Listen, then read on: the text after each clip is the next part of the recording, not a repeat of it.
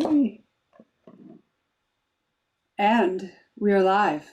Hello. Welcome to the very first Destress Your Success masterclass. I'm Allison Graham, and in this session, we are going to be talking about strategies that an emerging professional or an established leader can use to help emerging professionals on their team de-escalate their stress. And this is a topic that is very heavy on my heart. Last week, I had the opportunity to go and meet with a class, college kids. They're not kids, they're college students. And they were incredible. And incredible because they're so excited about life, and yet they were so open to sharing the vulnerability of the human experience and how overly stressed they are. And it started as we were talking, like I opened the speech, as I often do, right? With, typically I end up meeting and working with really established executives. And, your teacher was so thoughtful to bring you in and say, hey, how can you actually de-stress your success earlier on in your career and then have tools to take through the next, several decades? Because often by the time I end up working with someone, they're 3 decades into their career and completely frustrated and feeling like, oh my gosh, what was the whirlwind? What was the blur that I just went through of being totally stressed? And then they'll come to me and go, okay, I don't want to do that for another decade, right? And we started with that. And I said, but I'd love to understand your stress levels. And if you're comfortable, just close your eyes because this is private and only for me. And I said, on a scale of 1 to 10, what is your stress at? Now, keep in mind, these are probably like 20-some-ish students, and some of them were older and some of them possibly even younger. I don't know. And I said, okay, so if you were to put 10, that means I am so stressed, I have no idea how I'm even here. Like, how am I functioning, right? And on the other hand, 1 would be like, what do you mean we're at school? Like, this is a beach. I'm so zen. Life is good. And I had everybody close their eyes and put up their hand. And I don't know what you're seeing with the young professionals in your life, but there may have been 10% of the room who had under 5, maybe not even. And there were a lot, most, who had either 8, 9, or 10. And that made me so sad because, first of all, I'm concerned because that level of stress is unsustainable. And you know that when you're that stressed, you can't do your best work. You're not showing up. You're more susceptible to drama and all those other things that could be going on. Just everything feels heavier. But I think what really hit for me when I left there was I remembered what it was like when I was a young professional, when I didn't have any confidence, when I was not very good at problem solving, before life had sort of beat me up even more and forced me to become more resilient and objective and be better at problem solving. And I think when I look at it and I talk with a lot of my coaching clients and even the executive roundtables I've had, it's like, how do you actually help them fast track that experience? Well, there's no fast track really, except there are some really cool techniques you can use that I've used over the years to help people de-escalate their stress. Okay. And so today is very much a masterclass. Like, I am going to give you my content. Obviously there's no charge to be here, but I'm not going to hold back. This isn't a sales webinar. I just want you to be prepared. Like, we're going deep. And this is my first time doing a live stream in a really long time. So I really hope the tech is working. And I will throughout have a look to see comments and reactions. And if you have any questions, by all means, put them in there. And then each sort of section that we go through, I will absolutely do my best to share that. So thank you for being here. This to me is very important. And if I can help you help them, life is good. That will be very rewarding for me. And so one of the things to think about when it comes to stress is the workload won't end. like the projects are going to keep coming. There's always going to be something going on. You're always going to have too much to do, too little time, and too few resources. And I think that there's this anticipation that one day I will be less stressed when I get through this project, or when there are more team members, or when I get more comfortable with my job.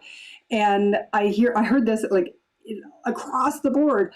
And it's like, no, you won't be, because what happens is we have something to do. And there's a way that we behave, a way that we react, a stress pattern that envelops it. And I call this angst, right? It's the stuff that feels heavy, it's negative, it's draining. It's angst is my word to sort of sum up all that stuff that just takes you out of your sweet spot of performance, productivity, profitability, and feeling personally fulfilled. And so the goal is to all these reframing strategies that I'm going to use share with you is about identifying the angst and finding solutions to alleviate it. Okay, so I just thought it'd be important to share. What do I mean by angst? Because it's not a very popular word, although I love it. It's a great word. All right, so let's keep going. We're going to do this through the art of reframing, because if you've ever heard, and we hear this from experts, right? Your perception is your reality. How you perceive a situation will influence your stress reaction that goes with it. And I hear that. Like I heard Gary Vee say it the other day. I heard, Tony Robbins say it the other day. Like all of the experts say this. And I think what's missing is, how do you actually shift your perspective? Because I totally agree. If you see something as really exciting, then that's going to be a different response than if you see something as really awful or angry. Like one of the things we were joking with the class and I, when I was working with them, is like, who's traveled? And it's like everybody, right, at some point. And I said, have you ever had a flight delayed? And of course you have. And yet, when you look at the stress levels in the airport and how people react to that happening, it's like, yeah, that's what happens. Hey, it may not be right. Yes, it's an inconvenience. Yes, you're exhausted. All of those things can be true, but it's not the fact that the flight is delayed that is what causes the stress. It's the reaction to the stress that really makes a difference. And our ability to shift and reframe how we see each of those challenges and those obstacles that we interpret, throughout our lives, it will have a huge impact on our overall quality of life, our health, our mental well-being, etc. So if you are still there and you're watching the live and not the replay, I would love, I see there are a bunch of people here in different places, which is awesome. Welcome. What I'm trying to figure out is if the comments will come in. So if you make a comment, we'll see if I see it. And if we don't, then send me a DM and I'll check them out later if there are any questions.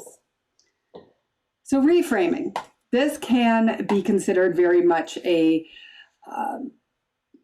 I think a technical term if you're into cognitive behavioral therapy and all those things, which I am not a therapist and I am not teaching that. This is my perception of how you reframe something. And these are the tactics that I'm going to share with you to use with the younger people in your life so you can help them learn and fast track their ability to get their stress under control. Now, reframing is essentially taking that situation, the airplane is delayed, and purposely thinking, okay, what else is possible? How I'm looking at this, and getting really compassionately curious with your interpretation of what's happening. And it really is looking to see different sides of an issue. And we'll talk in a little bit about how this isn't reframing things so that everything is hunky-dory when it's really bad, because I think that actually can backfire as well. And I see a lot of people using this technique to try to help other people calm down a bit. And it's like, well, yeah, but this can be really great. Well, you know what? No, it really sucks. And it doesn't mean we need to have a really destructive stress reaction to that. Okay. So now, as we have a conversation like this, though, I think it's really important to frame this conversation. And there are a couple of things that I put up on the screen here, but in no way is my work about blaming the leader for a toxic work environment or blaming the younger generation for weighing heavily on the leader's time because they don't know what they're doing. Like, I've heard it all, right? There is no pointing, like finger pointing, no judgment. I think we need to collectively on making it work. So let's just see if I can get this pulled back up.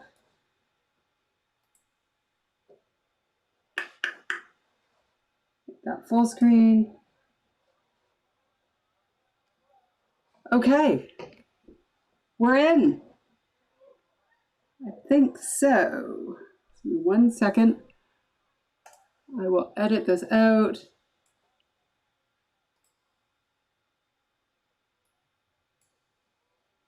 Streaming, error streaming.